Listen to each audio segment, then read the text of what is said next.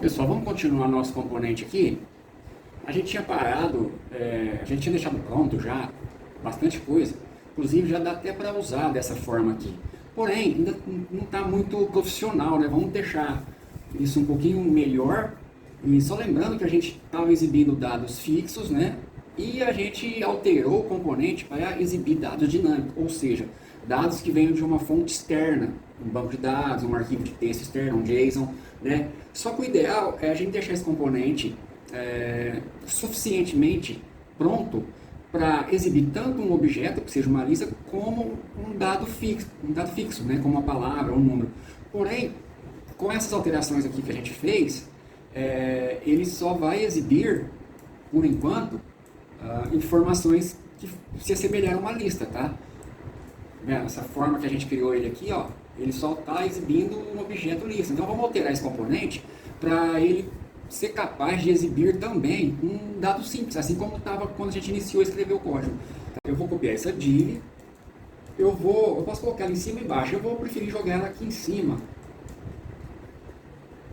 por enquanto. E aí essa div aqui, tá vendo que duplicou ali, ó?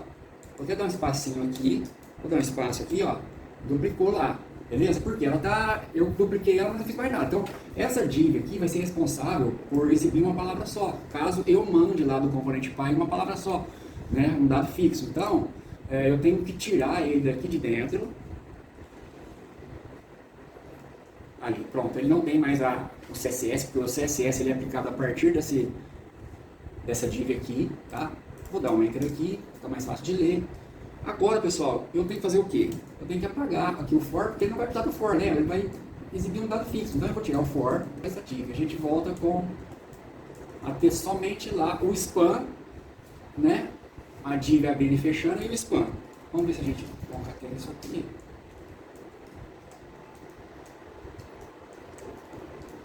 Beleza.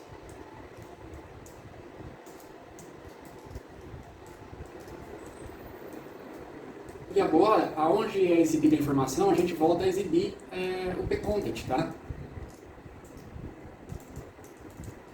Pcontent. Beleza, então aqui agora ele está exibindo o pcontent, então ele está mostrando que object, por quê? Porque eu estou mandando uma lista, então ele vai pegar e vai exibir uma lista. Como não tem nenhum tratamento para ele ler o que tem dentro da lista, ele vai mostrar o array aqui, tá? Porque o tratamento para ler o que tem dentro da lista a gente está fazendo daqui para baixo. Então a gente tem que agora deixar esse cara certinho para... Por exemplo, não é um objeto. Então, o que é? É uma variável primitiva, é um dado simples. Então, eu preciso avisar o componente, ó, agora é só um texto comum. Então, mostra só um texto comum. É um texto simples, uma informação qualquer sozinha, não é uma lista, tá?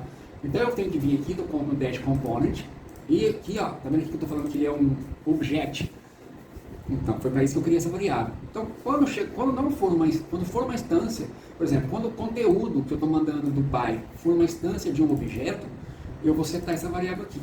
Ela vai nascer falsa. Quando não for uma instância de um objeto, ou seja, quando for uma palavra simples, ela vai continuar sendo falsa. Então, eu tenho que avisar aqui para o HTML para ele fazer essa separação. Como eu faço isso? Eu vou ter que fazer um if, tá? Para ele entender aqui, ó, para ele saber se está chegando um objeto ou não. Então, a grosso modo, eu teria que fazer algo assim, ó. Div, ponto, abre e fechou.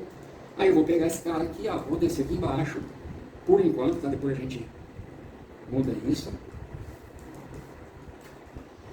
Então agora tem uma div aqui. Nessa div, eu vou tirar essa classe por enquanto, não precisa. Eu vou fazer um if.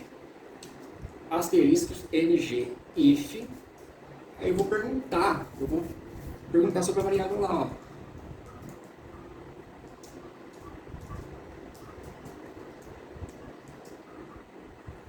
P is object, ou não sei como é que está o nome completo ali. Vamos ver. Is object, vou copiar aqui, fica mais fácil. Object. Então, ó, se for um object, ou seja, se eu estiver mandando um object, se ele for true, que no caso ele ainda é true, tá? Ou seja, vamos colocar aqui. Se isObject igual a false, ele vai renderizar somente esse cara aqui.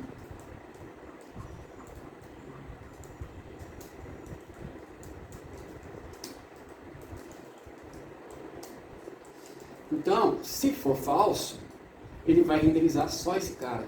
Como é verdade, ele está passando direto aqui, ó. Tá, ele continua renderizando esse cara. Vamos fazer um jeito aqui, vamos simular, vamos fazer ele ficar igual a falso aqui. Ele está nascendo falso, ok, mas está chegando no objeto. Então, tá vendo que o componente está muito mais forte agora, muito mais customizado? Eu não preciso fazer muitas alterações aqui, ó. Eu vou lá no appComponent.html e aqui, ó, tá vendo que essa variável aqui, ó, ela tem um objeto dentro, ó, que é esse cara aqui, ó. Então, ele, quando chega lá, ele faz o teste, ele vê que é uma instância do objeto. Esse aqui é o objeto. Então, eu não quero mais objeto, agora eu quero uma palavra solta, uma palavra sozinha. Então, eu venho aqui, ó. Eu vou manter isso aqui, depois a gente vai usar de novo, não vou apagar não. Vou colocar aqui, comentar. Agora não tem nada, né? Então dá um erro, eu vou colocar uma palavra qualquer. Dado qualquer. Perceba agora que isso não é mais um objeto. Então ele está mostrando o valor aqui, ó. Beleza? Então agora eu vou voltar a fazer ele mostrar um objeto. Olha como é que está poderoso. Depois de pronto o componente, você não vai precisar ficar mexendo muita coisa, porque você já cria ele já com essas capacidades de entender o que está chegando. Né? Então, ó, vou voltar a colocar ali um objeto. Ó. Vai ser igual ao objeto novamente, já ver o que vai acontecer. Ó. Voltou a descriar o objeto. Então, quando eu mandar para lá um objeto, ele vai saber, já vai ler o conteúdo, vai ler a chave e o valor. Ó. Chave e valores, conforme a gente tinha conversado no outro vídeo. Ó. Chaves e valores, né? Chaves e valores. E quando for uma palavra solta, uma palavra, um dado fixo sozinho, que eu quiser mandar para o componente pai, ele vai escrever lá. Ele já vai saber decidir sozinho, tá? Esse cara ainda está sendo renderizado. Por quê? Porque a gente colocou esse if aqui, ó. Então, para o Angular entender que ele não precisa exibir mais isso, a gente coloca um outro if.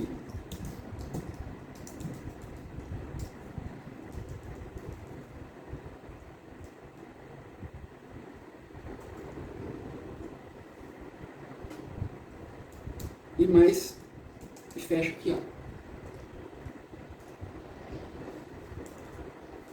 Então só vai acontecer essa parte de baixo aqui, ó, caso object seja true. Então a gente vem aqui, ó, e apaga o false. Tá vendo que agora a tela ficou limpa, tá vendo? Ó, ficou limpinha aqui, ó.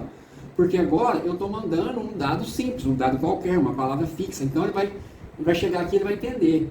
Ah, é um objeto? Não, não é um objeto. Então ele vai renderizar isso aqui. Ele vai mostrar só isso aqui.